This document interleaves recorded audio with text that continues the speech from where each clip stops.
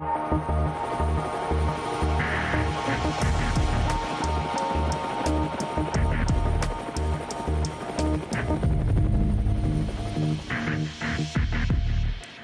Enemy is one of the most successful hip-hop groups of all time. The rap collective introduced an entirely new musical genre to the world that incorporated politically charged and socially conscious lyrics, an anti-establishment message, and a philosophy that questioned authority. And perhaps no member of the group embodies this notion more than frontman Chuck D. Chuck is consistently ranked as one of the top MCs and lyricists of all time, and has taken Public Enemy's doctrine to nearly 100 countries around the world over the course of over 90 global tours. And just this past year, Public Enemy was inducted into the Rock and Roll Hall of Fame. Well, Chuck's a hard man to track down, but he was able to join me at 3 a.m. earlier this morning to talk about the corporate takeover of music, the political issues he's currently passionate about, and the upcoming festival on May 10th that we will both be featured at, called United We Stand.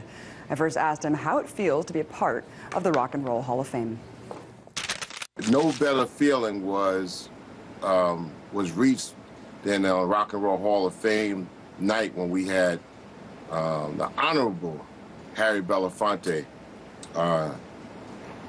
introduce us, and we paid tribute to him by, we paid tribute to him when he actually talked about us, and that was something that we had to really try to push to make happen. Because how many times do you see octogenarians, especially those of color, speak their mind about what's going on in the world, the atrocity that's going on, the malfeasance by government, and this worldwide atrocities by structural situations that are more about the haves and the 1% than the have-nots and those that are left. And Harry Belafonte spoke to that, being introduced by Spike Lee, who made it possible to include Public Enemy in film with the uses of music in film to make political statements. So that was the high point of the Rock and Roll Hall of Fame. And when you designed your signature Public Enemy logo, not you specifically, but the group, why did you guys decide to put a man in crosshairs? Did you feel like your group was being targeted, and if so, by whom? Well, R&B, which is the 1980s, starting off in 1980 when Ronald Wilson Reagan became president. That was the beginning of R&B, Reagan and Bush.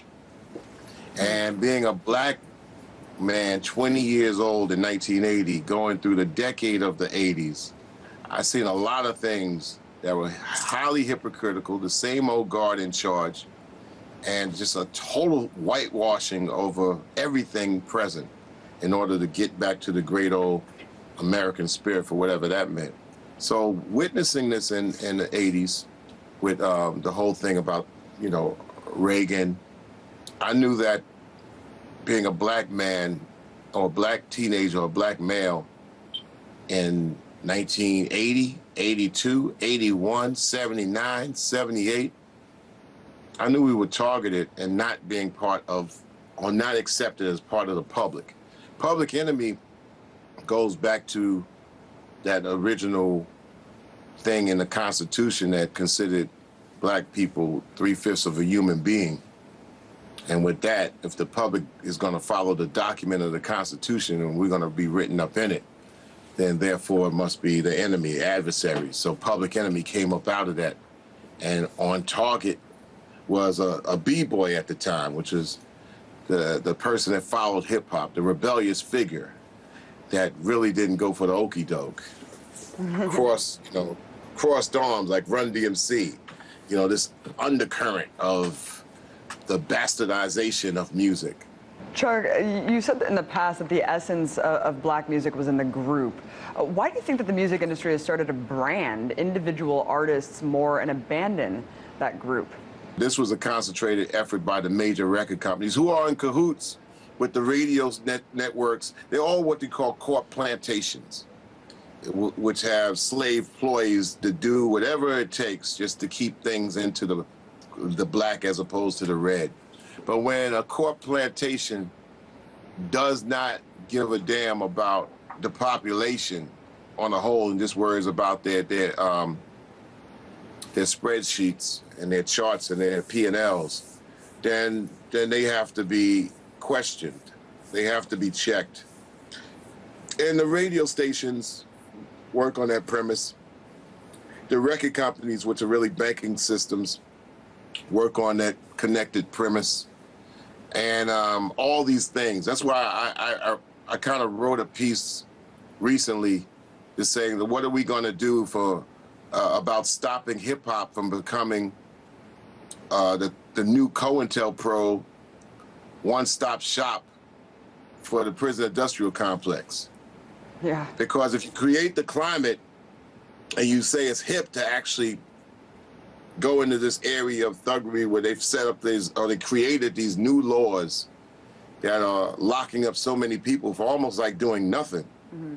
You know, if a situation creates the climate and it's all about getting into the black as a profit motive, and they also have invested in prisons, then they're creating a one-stop shop by actually fulfilling the climate. Last year, not one black artist had a #1 single on Billboards Hot 100 for the first time in 55 years. Chuck D, what do you think that signifies about the direction of the music industry? There's nothing wrong with Macklemore winning Best Rapper. It probably is something wrong with somebody who says that they control the category of rap music and hip hop and redefined it. The redefinition of rap music and hip hop, when there's never been a clear definition, is probably more troublesome than anything. Mm-hmm. And so when it comes down to people making statements like, well, rap music can't make political statements that actually move people. Well, my question is, who told you that? Or hip hop cannot be something to actually propel human beings to think beyond just having a good time in a 10 by 10 foot room while they're dancing. Well, who told you that? So there's a lot of misnomers out there that are floating around and being legitimized by cor-plantations that hip hop can also expose and point a finger at, but it still has to maintain its ground and be strong by doing it. Sure. Tell our viewers about your role in the Occupy Free Air movement and how it's helping to fight Clear Channel's consolidation of the airwaves. Terrestrial radio and free radio is just the waves that are in the air that can be picked up with an AM or FM receiver, small radio, whatever. And the fact that these companies been knowing this, they've controlled who's on the air, who they're going to do business with, and that's been that way for like the last 50 years.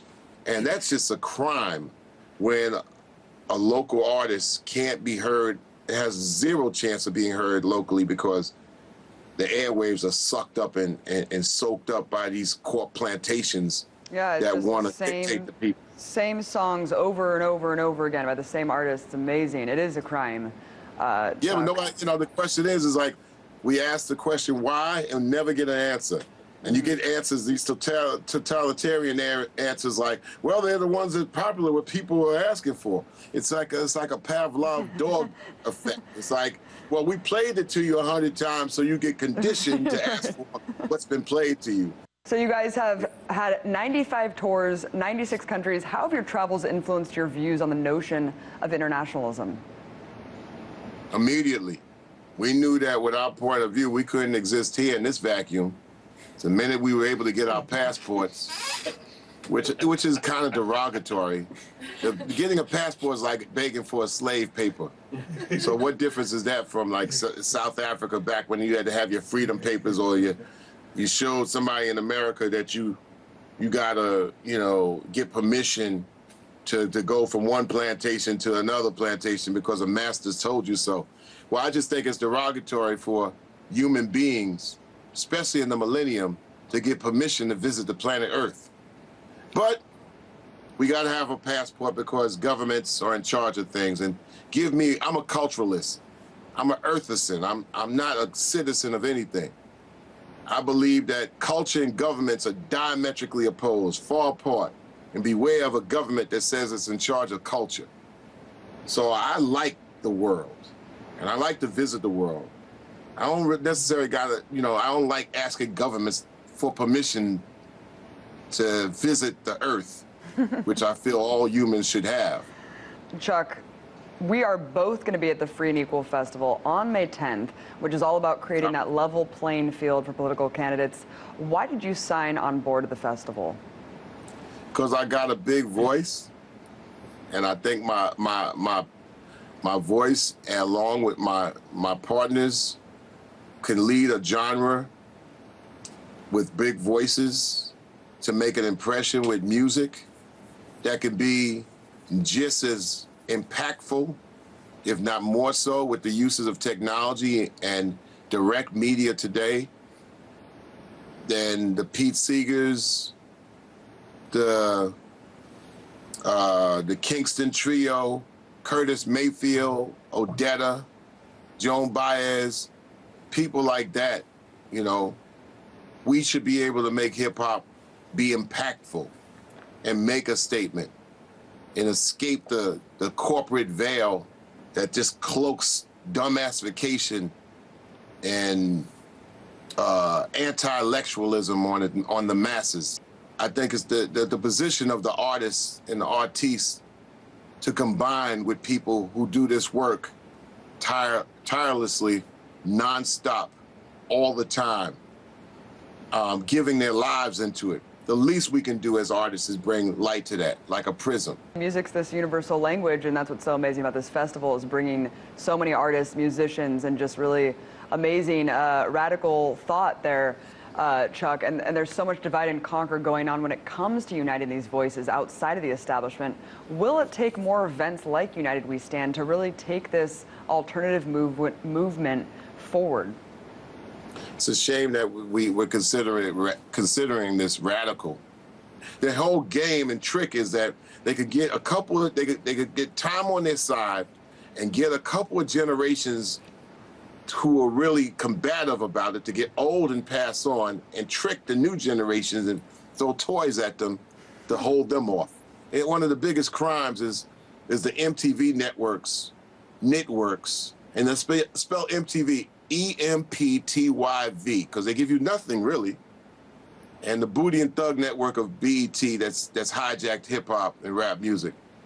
And their whole games is to extend teenage years to 35. And this has been the principle since 1990. Let's turn teenagers from 17 to 35. And when they wake up out of the fog at 36 years old, they feel that, you know, with 3 or 4 kids, they're paralyzed to move left or right. And so they got to go with the flow. People are really waking up to this, Chuck, and that's why events like the United We Stand Festival and this show and your music, really hoping that we can bring people out of the slumber, unite, fight, resist, get back to the root, and really make a change here. Chuck D, amazing to have you on. Thank you so much.